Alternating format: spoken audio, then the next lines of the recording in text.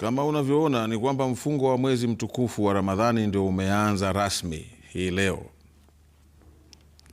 Sisi tuko kwenye mfungo wa siku 30 na wale wa Katoliki wako kwenye mfungo wa siku 40 za Kwaresma.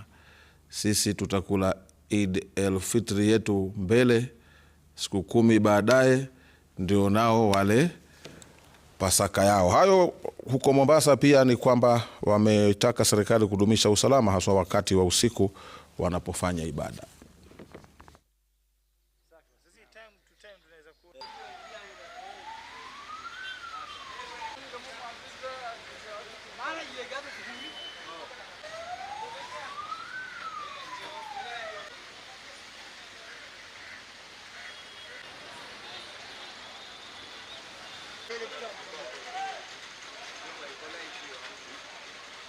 Kama tulivyosikia mitaa mbalimbali, kuna watoto wanatoka wakipakata watu mapanga wakizunguka.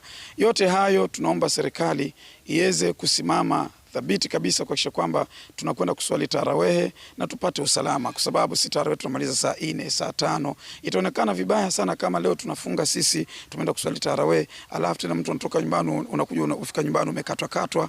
Muislamu inapoingia kuanzia saa 2 mpaka saa 4 saa 4 na nusu lazima kuna ibada zingine zinaendelea misikitini. Kwa hivyo ningependekeza pia katika serikali yetu pia ili iweze ituangalie swala la usalama, sababu pia kuna vijana, kunao wahalifu.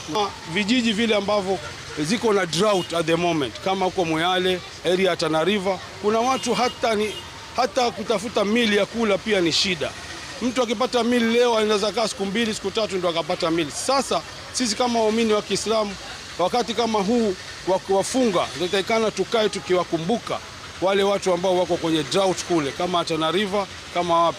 Na tumeweka operation order na tumeambia sub county committees ya security wapange askari vizuri, pale wanataka reinforcement tuko nazo kuhakikisha kwamba mambo iko sawa.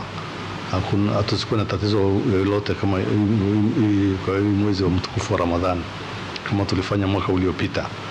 Ile ingine mambo ya traffic management tutafanya closely with the county government, hasa area hiyo Makadarasa mnajua na kwanga na jam, kuhakikisha kwamba kuna ile enforcement team ya county.